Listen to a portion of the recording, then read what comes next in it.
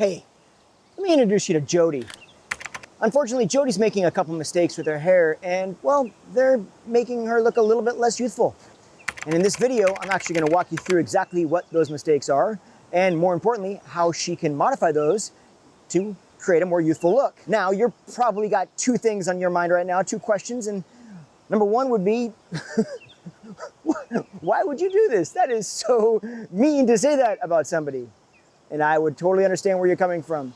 So this is actually part of a series where subscribers willingly send in photos of themselves for the exact purpose of me breaking down those photos in these videos.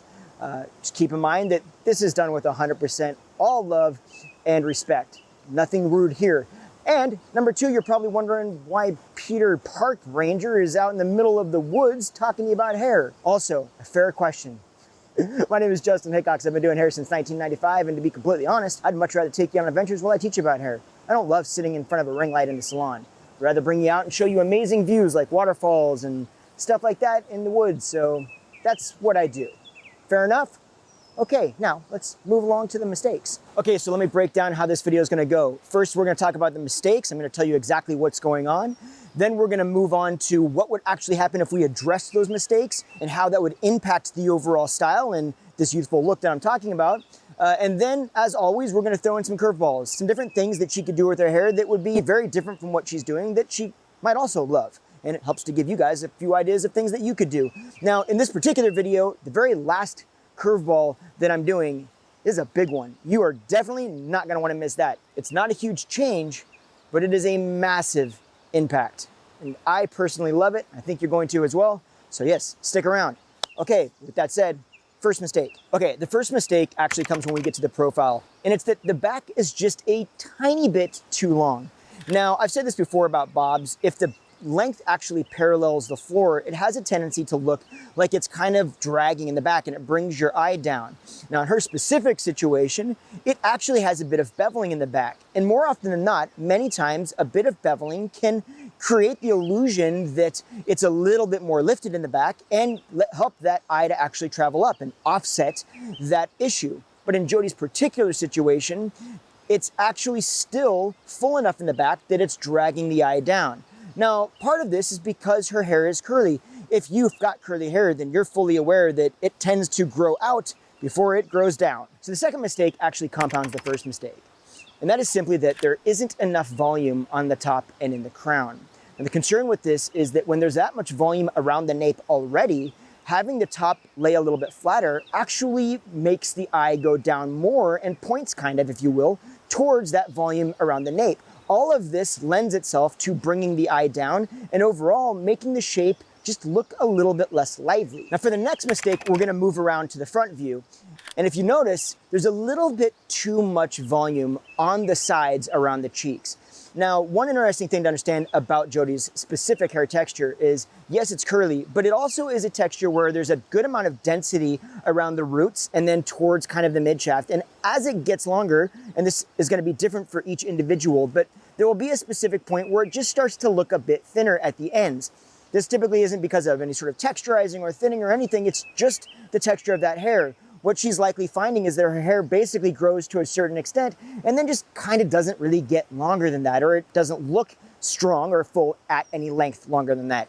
Now in this particular situation, there is hair still there, but it doesn't look strong and it's adding a little bit of width, which again brings that eye down because it's creating the illusion that there's not a lot of volume up in the top. Now, the fourth mistake also deals with the front, and that is that the top, again, lays a little bit flat, but this is less because of actually volume created in the front. It's simply because the part is a little too far over towards the center. If we move that part over just a tiny bit more, we're gonna be able to get just a little bit more volume right on the front, and that's going to help to offset some of the width on the sides and create a little bit more of an uplifting appearance in the overall face shape. Now, all of these things are gonna make a whole lot more sense when we get to the next segment, which is where I'm gonna actually show you what happens visually when we modify these things. So let's dive into that. Okay, I need your help real quick. This channel has been growing very rapidly and I really appreciate that. It's adding a lot more community members, which is amazing. So first of all, thank you. And if you haven't already, make sure you subscribe and hit the notification bell so you actually get notified But more importantly, with that said, it's hard to determine whether or not these videos or this series is getting more views because of the extra parts of this community or because you actually like the content. So I want to make sure that I'm giving you the content that you want to see. It's important to me. So if you're gonna do me a huge favor, if you like this style, you're liking this content, click below, hit that like button. More importantly, comment below and let me know, yes, can I see more? That way I know that this is good and you guys get what you want. Sounds like plan? Okay. Now, why do I feel like I just hiked Mount Everest? It's ridiculous. Let's get back to the video. Okay, you see what I'm saying? Is that not much better than staring at some white wall in a salon? Let's be honest. Okay, so let's talk about what these modifications actually look like if we make them and why I think it's important. So first of all, let's take a little bit of length out of the back. We mentioned that the length was a little bit too long, so let's make a minor shift with a big impact. Now, are you seeing how much more this actually creates the illusion that there's more volume in the top and it lifts that eye up much more? This is a very minor shift, but as I said in so many other videos, many times, small shifts make massive impacts. And this is exactly that scenario to me. Now let's move over to the front. I want to show you something even better than that. Remember that volume that we set on the sides? It was looking a little bit thin because of the texture, but also adding a little bit of width and kind of drawing the shape down. Well, let's take that away and see what happens now. Again, a very minor shift in the overall look, but a massive impact. It starts to draw more emphasis to the cheek structure and cheekbones versus cheeks. It helps to lift the eye, and overall, to me, it has a much more youthful feel. If you notice this though, there's still a little bit of excess volume on the sides. It's better, but it's not quite there. So now let's just shift the part a tiny bit and create a little bit more volume on the top. And there we go. See how much of an impact that makes? It's such a massive impact, again, with very minor changes. This is what I love about these particular videos. We can take this little bit of volume and it changes everything about our shape. The eye is lifted up, again, more emphasis on the cheek structure. It offsets that volume on the sides without even changing the volume on the sides. And there you go. It's a totally different look, but not a totally different style. Okay, but with that, you do know that I do like to show you different styles and different options. So let's jump to the curveballs. Sound like a plan? Okay, but again, that does not suck. I'm just saying. Yep, doesn't.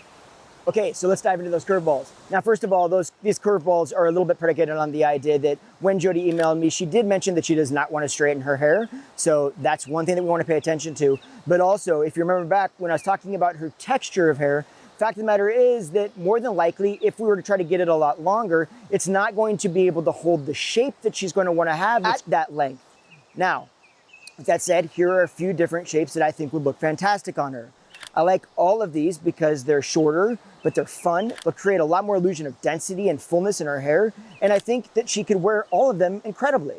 Jody, if you do decide to go shorter and change things up, I love the idea of a soft side swept bang on you or just some hair in your face. And I know that that can be a little bit frustrating having hair down in your eyes. So even the way that you're wearing it right now, kind of into your face a little bit versus when your hair is pulled back off your face like this photo, I think that adds a lot of softness to your face and helps to elongate it a little bit and draw more emphasis to your cheek structure. So to me, that's a huge win. So just take that in consideration when you're going shorter. It's easy to go short and actually cut all the hair away from people's face because you're taking off so much length. Okay, so here's the last curveball. And honestly, this is a massive change without being a massive change. It's one of my favorites, so I'm excited to share it with you.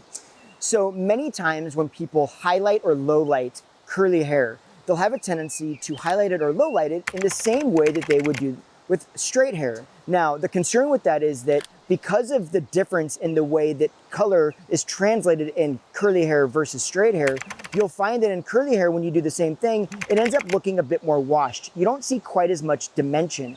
You can actually get away with much thicker highlights or lowlights in curly hair and still not look too stripy. Now, in this particular situation in Jody's hair, this is a big deal because that extra dimension of lowlights that I would apply creates a lot more overall illusion of density in her hair. So it creates density, movement, and shape. And just to show you exactly what I'm talking about, this is what that looks like. It's a huge difference in such a minor change. Do you agree? Are you seeing this? Is it just me? It can't be just me. Okay, so do me a favor and let me know. As always, I always like to hear your opinion on this. As long as we are all considerate and kind, I would love to hear your opinion below. All right, so go ahead and comment, and don't forget, hit that subscribe button, hit the notification bell so you get notified every Tuesday when I bring out a brand new video. And then after you get done commenting, liking, and all of those things, go ahead and watch this video right there. All right? Okay, I'll see you over there. Take care now. Bye.